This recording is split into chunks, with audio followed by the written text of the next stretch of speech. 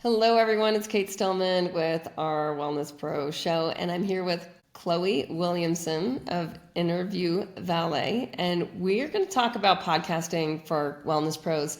I know many of you listening have known I've been podcasting since I think it was 2010 and have over 1,000 episodes, and I've really seen the value of being able to just speak my mind, to broadcast, to interview other professionals on any topic, and see who around the world wants to listen, and then later see if they're a good fit for my club. So I've used it both for exposure, for authority, and for a mechanism to drive sales into committed clients where we can have deeper transformations together. So I thought it'd be fun to have Chloe with Interview Valet on the show and really talk about like where's the industry going, like where has it gone, what is she seeing in booking wellness pros and helping them with podcasts and marketing. So welcome to the show, Chloe. Thanks for having me, Kate. I'm so excited to be here. We work with you a lot and you're always one of our good hosts. So it's nice to kind of be on the other side here and get a little taste of it as well. Yeah, I thought we could dive into like where, just what you guys are seeing with wellness professionals in general in terms of being able to get on shows or start their own show. Of course. So just like Kate said, I work with Interview Valet. We are a podcast interview marketing agency, and our whole thing is we connect thought leaders with their ideal target audiences to help them reach their goals and expand their orbits. That's a very big part of it too. And we work with a lot of different industries. I've personally worked with nonfiction authors, SaaS founders, high-level executives, high-level investors, everything like that. And personally, what I find to be the most rewarding and where I love working the most is with health and wellness professionals and practitioners. So MDs, yoga instructors, spiritual healers, fitness instructors, mental health professionals, you name it. I work with a lot of them. And the reason I find it so rewarding personally is because other than more traditional business industries, health and wellness is somewhere where more abstract metrics are being used for decisions. So that's where people are making decisions based on personality or based on emotional responses. And it's those sort of gray areas, those niches, those kind of fringe areas where creativity comes into play a lot more. That's where I kind of get to play around a bit more with the campaigns and the strategies behind people's marketing campaigns. Whereas when you're looking only at facts and figures and numbers and data, you don't really get to play around like that. And of course, I look at that too. This is still business. Don't get me wrong. I'm not just throwing a bunch of spaghetti at the wall and hoping something sticks. There is method and strategy behind it. But it's being able to kind of dig into those emotional connections and that person-to-person differences that make a big difference and that I find the most rewarding. Because to even take it on a broader level, I live in America. I'm sure a lot of your listeners do. Healthcare is not very accessible to everybody. We oftentimes have to look at less traditional avenues for healthcare, such as a lot of the practitioners and wellness pros. And it's important that information is shared properly and that people present themselves and their expertise in a way that is not just effective, but meaningful and factual. And podcast interview marketing provides a good opportunity for that because it's ultimately just a conversation between two people that reaches the right audiences. And it's that, again, that person-to-person connection that you don't get with a lot of marketing avenues that sets podcast interview marketing apart. Yeah, absolutely. There's something thematically with hearing, with resonance, Exactly. vibration that's really different than just like visual. So the auditory is, I think everyone can hear, just think of like the favorite just the favorite shows you've listened to on radio over the years and the hosts of those shows, and whether it's like Terry Gross from NPR or someone that you're like Exactly. you have that trust, you have that sense of intimacy that happens with audiophiles. So let's talk a little bit about just I know a lot of wellness pros are often shocked that they need an agent to get booked onto podcasts.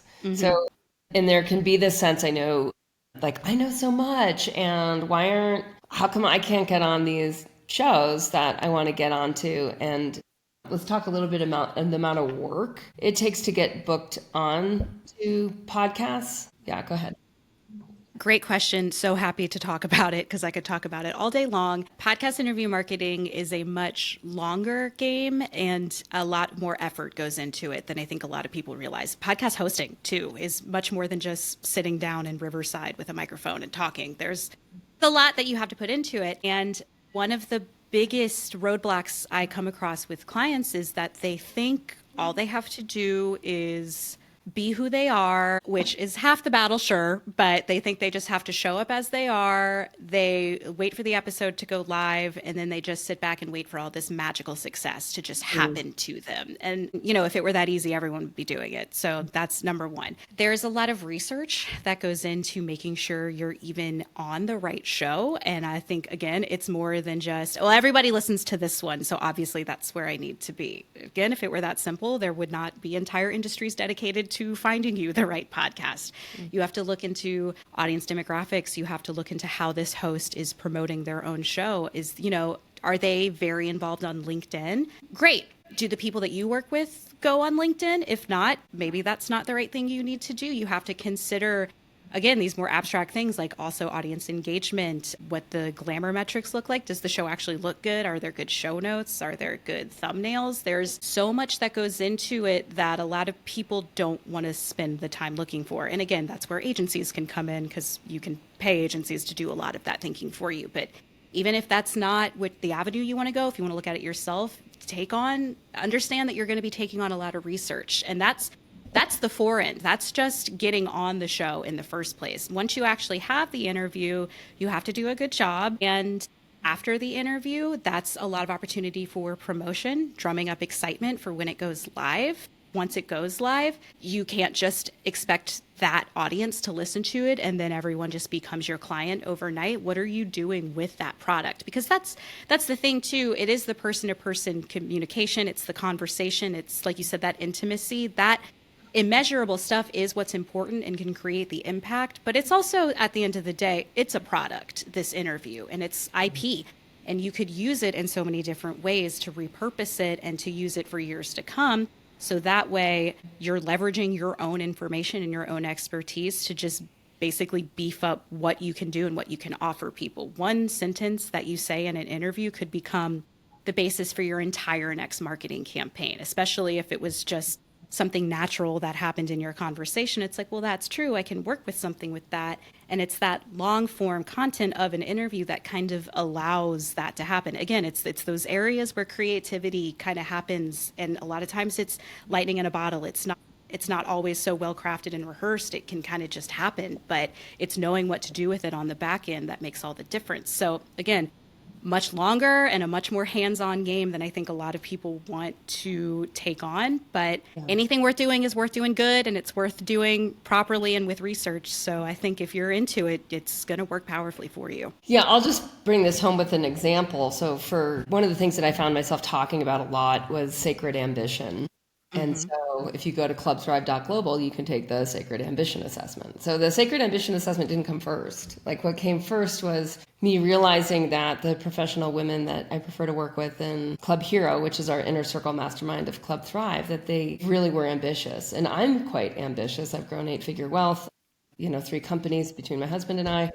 Like, I'm a very ambitious person, and I love that about myself. And I find I prefer to work with people that are ambitious, but it's not just this like blind money, empty ambition. It's like this sacred, meaningful, holistic, like my ambition drives me to, hopefully leave the world, leave the planet, leave communities that I've interacted with a much better place. And so to me, when I like codified that, when it became a place of resonance between me and my desired clients, right? Like the people that I want to attract more of. And I've attracted a lot of like, well, I call them like the wellness grandmas. And if you're a wellness grandma, I still love you. I still love you. But like for me in the future, like for Club Hero, that's not really my avatar. So it took this, it kind of came out in story. It came out in my members saying like, yeah, sacred ambition. That's really what I'm here for. I want to play with other women that are ambitious. I want to play with other women that are holistic, that understand Ayurveda and mindfulness and depth journeys and healing crises and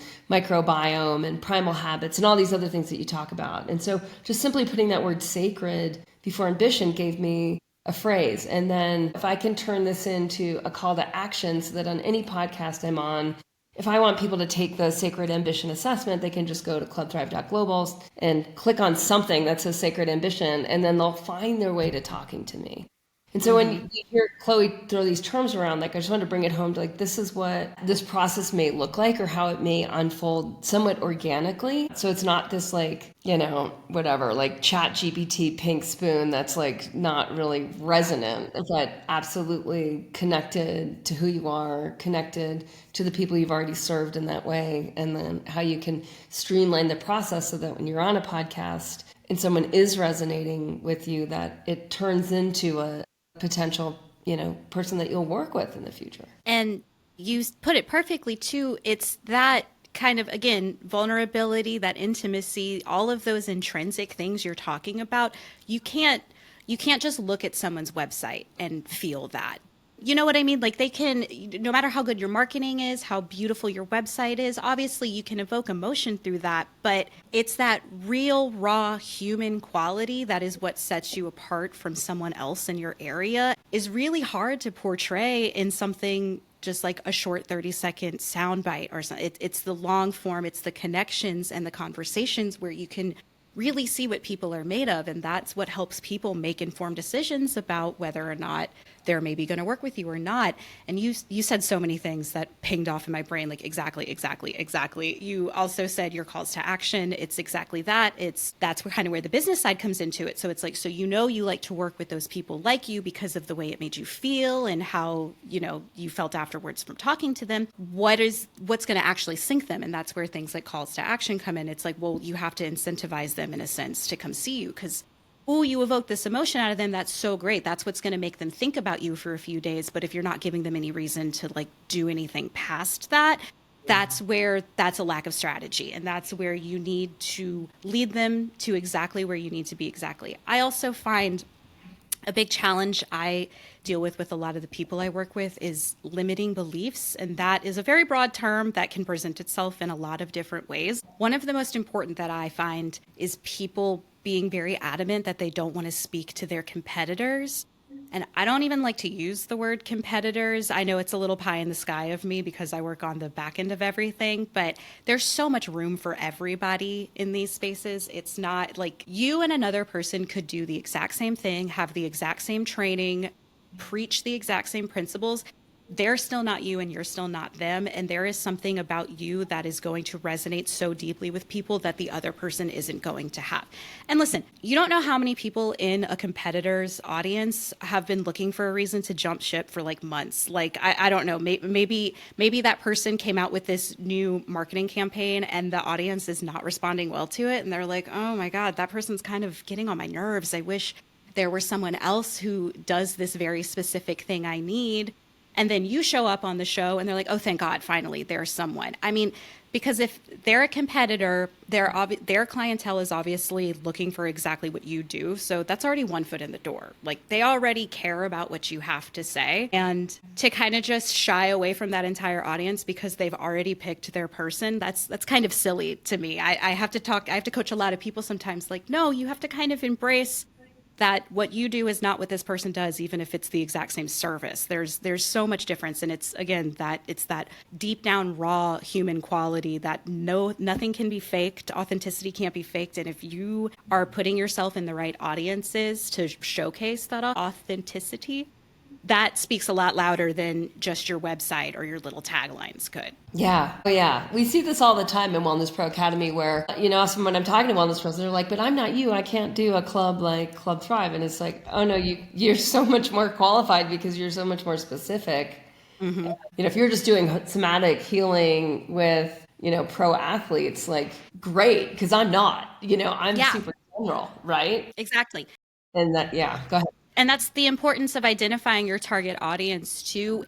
If you come to work with us, the very first thing we do is identify target audience. Again, even if you're not looking to work with an agency, you have to know who your target audience is. And similar to podcast interview marketing in general, a lot more thought goes into that than I think the average person like initially realizes. Because, obvious first step, who is your target audience? The people that I work with. Okay, great. Well, what's your ideal client? Because oftentimes the people you work with in your ideal client are not the same person. We see that a lot. So decide, do you want to keep appealing to the people that are already filling your bucket, or are you trying to pivot or up level and maybe look at other people? Okay, well, what shows are they listening to?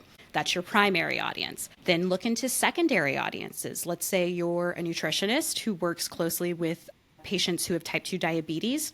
So your primary audience would be patients with type 2 diabetes. What about their spouses? Maybe their wives are listening to these mom-centric podcasts or these mompreneur podcasts, and they can be the ones to help you. Perhaps that's a secondary audience. You can go down to tertiary even. Who do you not want to talk to? I think that's just as important to know than who you do want to talk to, because one, it helps you lay your boundaries, because I would never recommend anyone just talk to anybody and everybody. Again, no strategy is not a strategy. That's not going to work for everybody. But are these people you don't want to talk to because they possibly hold a belief that you could change their mind with a 45-minute podcast interview? Because if so, if there's a possibility of that, maybe that is an audience you want to look into. You have to think a lot. You have to test a lot. I mean, with any marketing avenue, you have to test a lot. That's not just podcast interview marketing. Again, longer game than people want it to be. But knowing who you want to appeal to is the very first step. And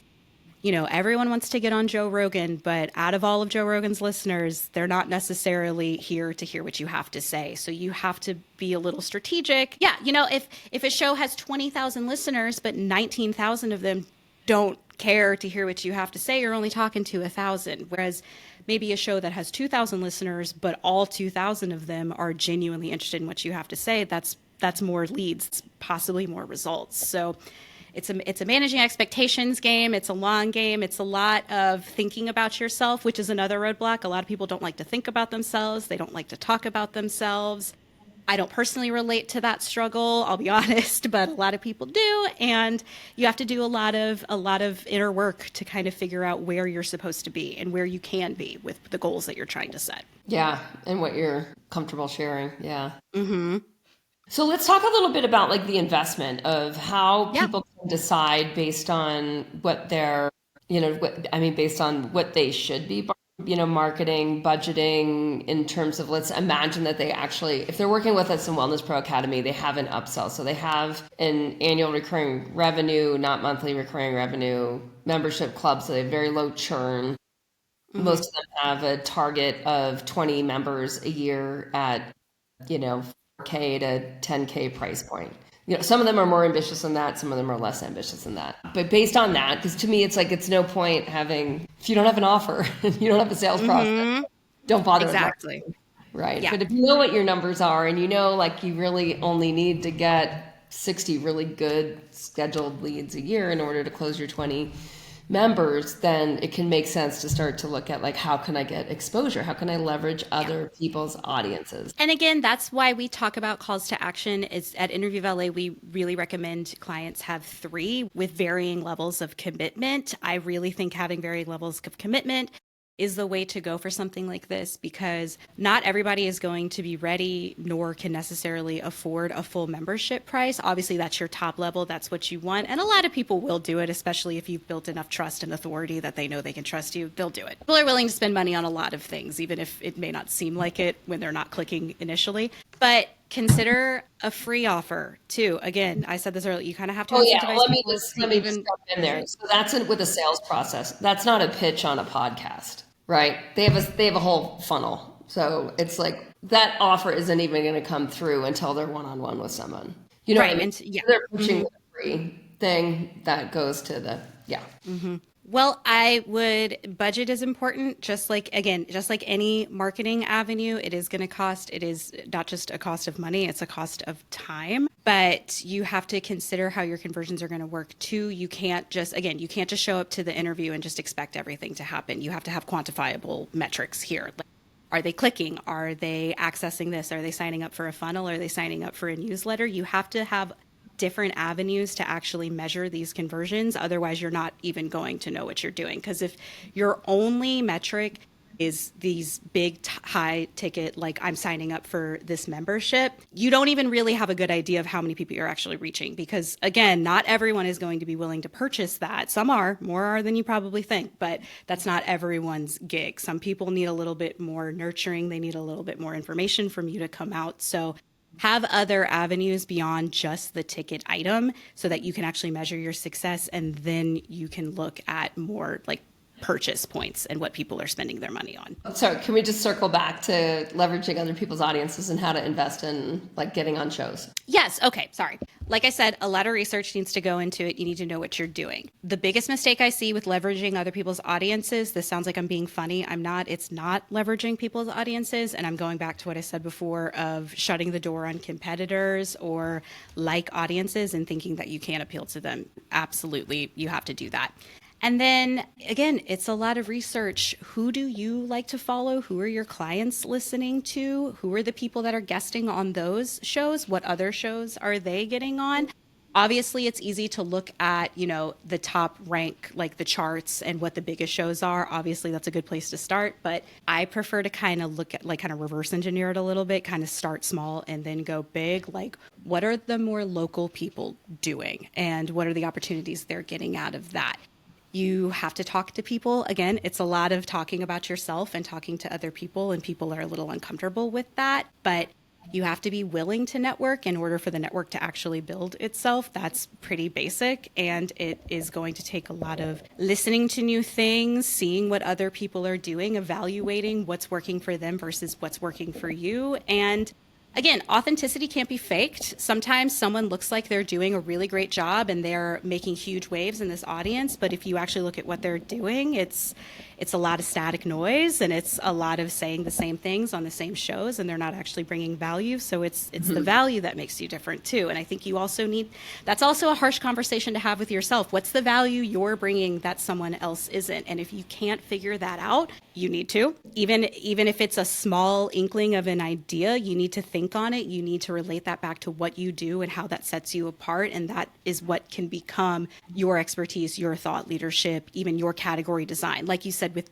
your sacred ambition, that wasn't a thing that existed, but you found it. So now that's wholly you. That's your whole thing. And that's what sets you apart from other wellness pros who could be doing, again, essentially the same thing, but they're not creating a category for it. And so there's no measurable way for them to look at how they're doing it versus how you're doing it. Yeah.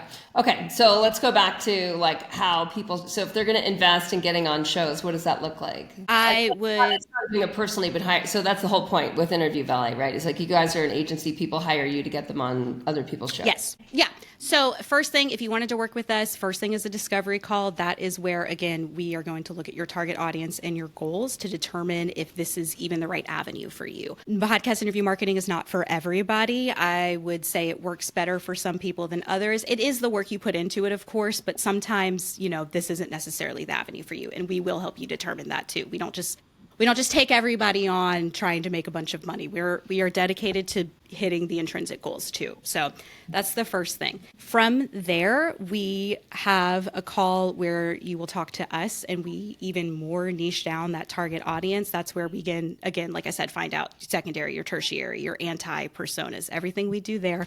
We present an idea of the types of shows that we're looking at, and we evaluate shows on a lot of different metrics, and this is good advice for anybody looking to evaluate a show on any level. Audience reach, obviously, that is an important metric. It's not the only metric. You also want to look at social media presence. You want to look at audience engagements. Like I said, you want to see how that host is creating their product. Do they have good thumbnails, good show notes, good sound quality? Do they present their guests in a way that is meaningful and not just obviously a way to beef up their own audience? Again, authenticity can't be faked. You can kind of tell the more you listen and the more you do it. And then that's where we determine if we're in the right area. If we're not, it's more than anything, it is a partnership. Interview Valet, we like to consider ourselves partners with our clients. It's not just us telling you what you need to do and you have to listen. It's also not just you telling us what we have to do. This is a strategic partnership, and it's not just about identifying the right shows. That's a big reason a lot of people do hire us. They simply don't have the time, the bandwidth, the interest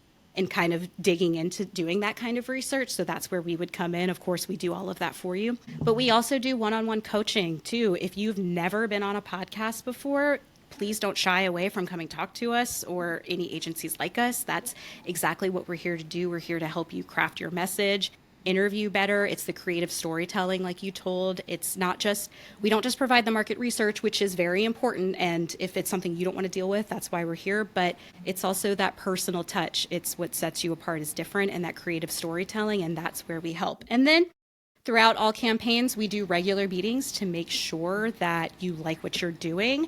We kind of look at how you're seeing your success so far. Again, it is a long game. So in the first half, I would say the first maybe quarter of a campaign, we're really kind of in that testing stage to make sure we're putting you in the right space.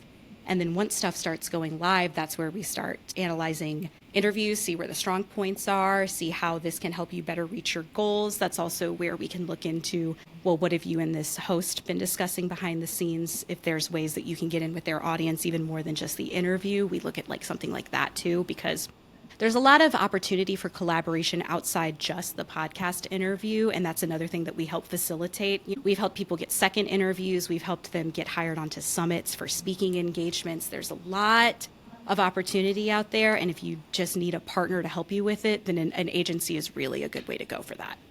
And then are you, like when you're signing people on, is it that there's like a guaranteed X number of shows a year that they'll get on with X amount of exposure, or how does that work? Absolutely. So we only work with the top 10% of globally ranked podcasts. So global ranking is the height of the metrics that we look at. We look at other metrics, but that's our concrete one, where anything less than 10%.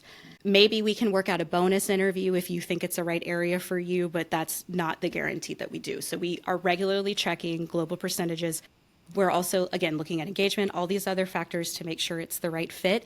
And there's certain levels you can select from us. So a very popular campaign we have is 6 months, and you get 12 interviews over 6 months. So we guarantee 12 invitations. That doesn't mean they'll go live in the 6 months. We can't control when something goes live. And as your host, it's not like you record it and 2 hours later it goes live. A lot of times there's a production process behind the scenes.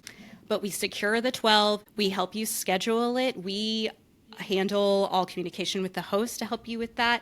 And then from there, if you want to increase your thing, we can. We work on contracts. So it is a 6 month, a 3 month, or a 12-month contract, depending on what you do. The 3 months are kind of more for like book tours or fast results. If you're looking more for content than impact, that's something we would look at. But it's all a process. We talk all the ins and outs so that we try to find the right campaign for you to help reach your goals. Because everyone's different. Some people want just that fast 3 month and they want to just get the content out of it and move on and not even look at it. Great. We have a campaign for you.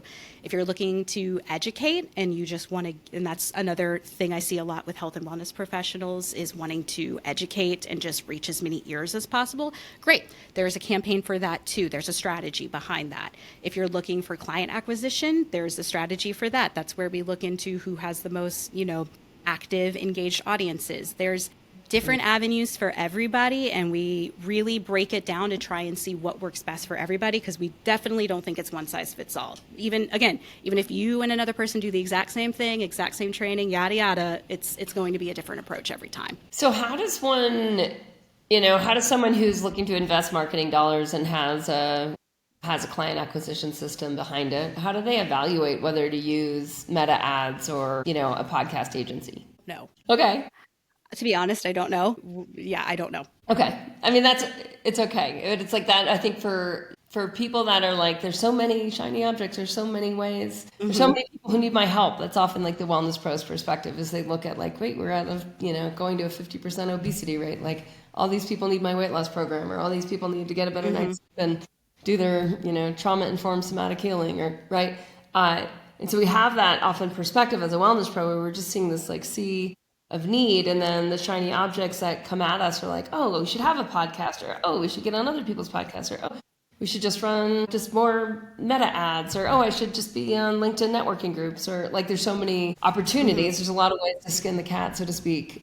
And I think often evaluating that can be really, really hard. Sounds like from what you've said so far, if I can just take a stab at it, having done a lot of both, like there's a real value to being able to access someone else's listeners. And I think one of the things that I found as a podcast host is we get, 3 or 4 solicitations a day, every day, 365 days a year.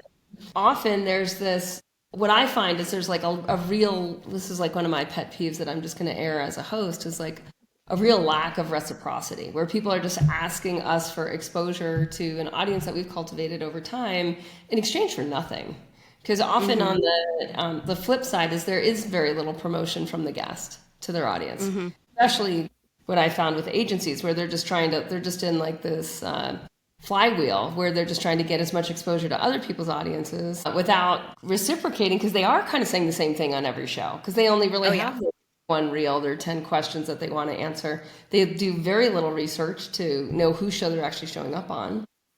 And this again, like, I feel like it feels so good to air all my grievances Absolutely. public because, there's this like, well, I know all this stuff. I'm so cool. I should be able to reach your audience without providing anything back. Okay. Yeah. Got it. And again, it's the personal touch that makes all the difference. That's one of our values, but it's true. It really is. I've heard from a lot of hosts lately, not just you, that the onslaught, even of just like the AI and the robo pitches that they get every single day, it's getting harder and harder for them to filter through everything. And the onus is on the agency to really properly vet everything too, because there's again a lot more work goes into kind of behind the scenes than it probably seems at first glance. So I work directly with the clients. I nurture my relationships with the clients. There are other people in my team who only work with the podcast hosts. And so there's a lot of collaboration, not just between the client and the company, but also internally in the company too, because I might think that your show is a perfect fit for my client based on your and the kind of energy you bring to something and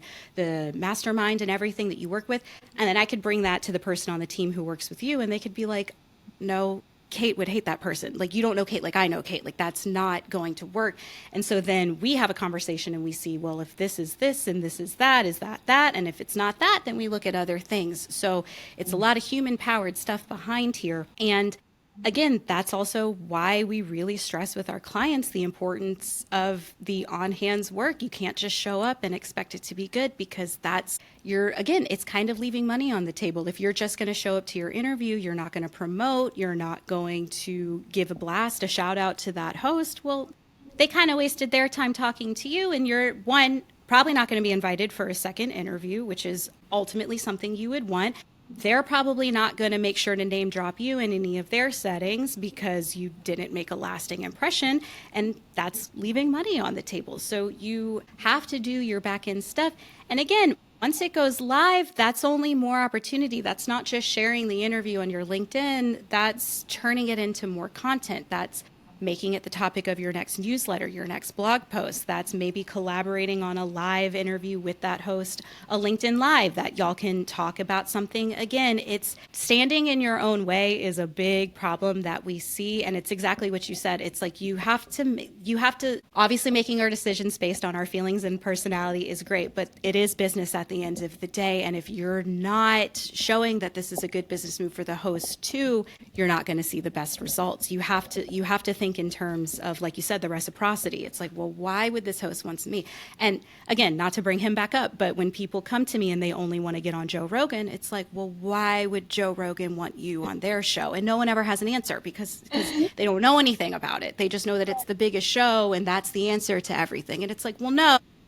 Yeah. No, you're getting invited to, like, this is like an RSVP almost. Like, you have to treat it like a sacred invitation, not to use your word again, but like it's sacred. Like, this is an invitation into their space and to their audience, and to not be the best that you can be, you're not going to get a lot of calls. That audience is going to, and again, if the host can tell that you're not there for the right reason, the audience is probably going to tell too. Yeah. And an experienced host can tell in 30 seconds. Just FYI on that. If you're listening and you're wanting to get on shows. So this whole, you guys do this collaborative promotion. I want to ask from the host perspective why they should have, if they already have a cultivated audience and they already have their own upsell and they're not just doing it for the joy of talking to people, which is fun. But at a certain point, it is business. And I know a lot of wellness pros they're really not at that level of maturity of seeing it as business. Whereas anyone who's like gone from business into wellness, it's a lot more familiar of of course it's business. So there's ROI, there's real results that we want to track. Why do hosts want specific guests on their show, and how do they cultivate the guests that they want? It's a lot of, again, research. The hosts also have to do a certain level of research, and agencies are a good tool in that, because similar to the client who doesn't have time to do research on good shows, hosts don't always have time to do a lot of research on potential guests. And that's where a lot of our roles come in. We look at what they're doing, who they're talking to, who their offerings are, who they're offering to. And if it doesn't align, it's not going to be a good fit. And sometimes it takes a little creativity behind the scenes. Sometimes I see something that someone else might not see, and I'll be like, you would really be a good guest on this show, but you are going to have to craft this message specific to that. And that's what you have to do. And similarly, hosts have to do the same thing. You know, you can't ask the exact same questions every single time. Some hosts do.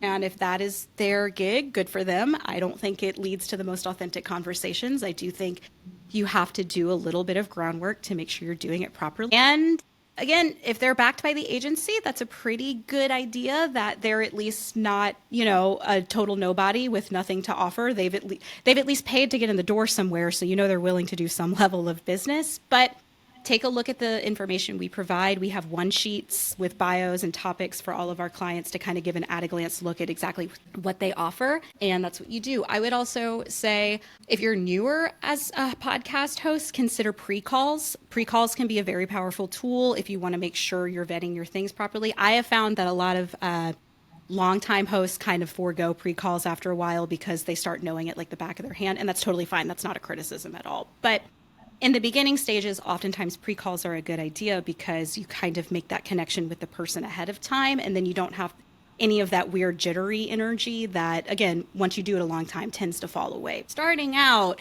it could be difficult. You kind of want to maybe keep some training wheels on in that sense. Yeah, I like that.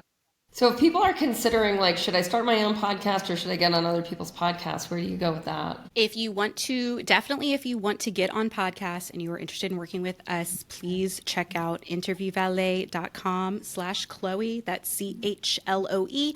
That's my landing page. There are a ton of free guides and free resources on our website. You will not walk away with nothing. There's a bunch of free stuff on there. If you want a little bit more in-depth information, by all means, book a discovery call with us. We could talk to you. And if you're not interested in going the route of an agency and you want to do this a little bit more organically, like I said earlier, you're going to have to do a lot of research and look into market trends and podcast trends and where everyone is. And if you're interested in starting a podcast, maybe this is, again, pie in the sky. I would just say start one. Don't just start one. Do some research, invest in decent equipment, which is not a huge investment, by the way. A good microphone is like $50. But consider what, similar to the clients who need to know what their target audience and their goals are, so do you as a podcast host. You can't just be talking to anybody. If it were that simple, everyone would do it. You have to decide who you actually want to talk to and what you are bringing to the table that people that are already in that space aren't doing. Even if what you're doing is similar, that doesn't mean there's not space for you, but there's a lot of noise out there. And if you want to actually break through the noise, there is going to have to be something that sets you apart. It's what you offer on the back end as well. Like with your programs, you're not just a voice in front of a microphone. You also have a lot of expertise and value to provide to an audience. And without that value, that's the word. That's the big word. It's that capital V value. What are you, either as a guest or a host, bringing that would give people a reason to actually check you out and potentially hire you for something? Yeah. Great. Last question is around caliber, like caliber to caliber. Like the Joe Rogan example is really great because it's like the all to none, right? Where someone has so much caliber and the other person has very little. So is there benefit to, I'm just thinking of a few different scenarios. Like one is having higher level caliber on your show for authority building versus lower caliber for targeted audience exchange. That's like the first place that my mind goes. Yeah. But yeah, anything on that is like how far you're like evaluating. So if someone comes in and maybe the reach isn't Joe Rogan, I guess there's a lot of ways. I've gone to so many podcasting conferences and one of the things that I see particularly with female podcasters, and shout out to She Podcast, you guys.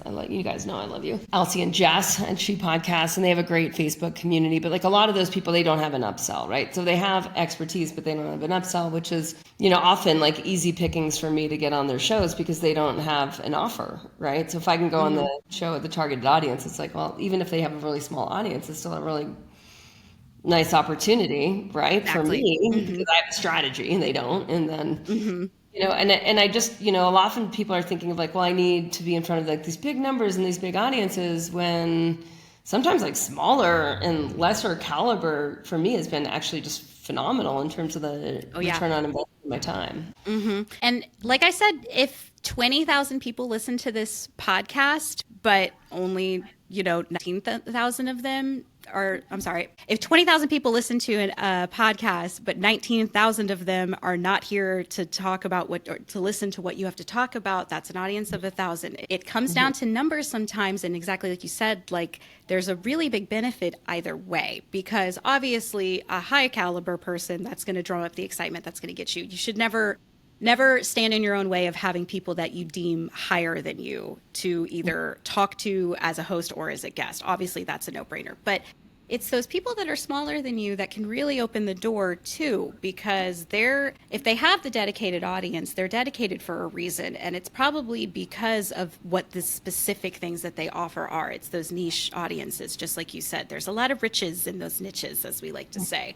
And it's silly to kind of deem something too beneath you. Now, there's levels to that too, though. If a guest doesn't have as much of a following as you, but they also don't engage their audience, they don't seem to cultivate excitement, they don't do this, then no, that's a bad fit. People who have a lot of following who don't seem to do those things also could be a bad fit, though, because, maybe they bought those followers. Maybe those are fake profiles. And it seems silly, but that is something you have to consider, especially nowadays. There's a lot of inauthenticity out there, and being able to kind of pick out where it's real and where it's not is going to make a huge difference. Someone could look amazing on paper, but they're not necessarily going to get you the results if there's not authentic engagement in that audience that they're bringing to the table. If it's all just like fake people who are here for like the little TikTok, the 30-second TikTok versus the full-on interview, those people aren't going to click. Those people are not going to help you reach the conversions that you want. So you really got to build that authenticity in a lot of different ways, and in leveraging audiences that are even smaller than yours is a really good way to do it, because it's still an audience. It's still people that want to hear you. Yeah, totally. I can't emphasize that strategy enough. Oh, well, awesome, Chloe. It's been really fun to just learn more about, podcast agencies and bookings. It's something that I've never actually used an agency. I'm just been organic on this front. I'll definitely follow up because I'm just curious. So for those who are also curious, it's interviewvalet.com/Chloe, CHLOE. And I'm super curious who comes in from our show onto your calendar. Yeah, and just for anyone listening, for podcast hosts, our services are free, and that's capital F free. There's no hidden agenda there. I can say that as plainly as possible. For hosts, we offer you potential guests free of charge. It's as much communication as you would like it to be. So whether you want to be on the podcast, come talk to us. That's not free, but come talk to us. We'll see what your options are. If you're a host and you are tired of looking for guests and want someone to do it for you, please reach out to us. We would love to help you as well. And I just want to emphasize, I learned so much through going to other companies' sales conversations that, there's so much great education in other people's sales processes, and also just like really understanding what is a good offer. So that even like for that reason alone, I just want to encourage my listeners to not be afraid to have a good conversation with Chloe. Absolutely. Yay. And like I said, we won't say yes just to get your money. If it's not the right move, we offer actionable strategies that you can do even outside of traditional marketing. We really are dedicated to helping the people at the end of the call. It's not just the business. Again, I'm really dedicated to the personal connection, and that is a lot of what we do. So no harm in learning, just like you said. Come talk to us. Don't be afraid. We would love to help you in any way we can. Yay. And there's a lot of free guides on the interviewvalet.com site. For those of you who don't have an upsell, you don't actually have an offer, so that it's not really necessarily worth more exposure, you can go to wellnesspro.academy, and from there you can see there's a Launchpad that is where you can start with us on that. All right. Thanks, Chloe. Thanks, Kate. Had a great time. All right, you guys. Hello, listeners. So I have created for the wellness pros out there who listen to this show, the Wellness Pro Launchpad, and I'll get you in for free. Just go to wellnesspro.academy /Launchpad, LAUNCHPAD, Launchpad, and then just fill out the form and we'll get you right into this school classroom in here. And in the Launchpad, it's really cool. Like, you get to see yourself as the hero in the path of the wellness pro, and then your client's transformation and A to B, and your vibe and your brand, your investment story, and design the journey for your clients, patients, or students, and then how to price from results. So these lessons are super short. They're each about 10 minutes, and you'll have a reframe on how to launch and scale the next phase of your wellness career. So wellnesspro.academy /Launchpad. And then and on the inside, if you really want to launch, you can, like your next phase of growth as a wellness pro, then you can talk to me. See you soon.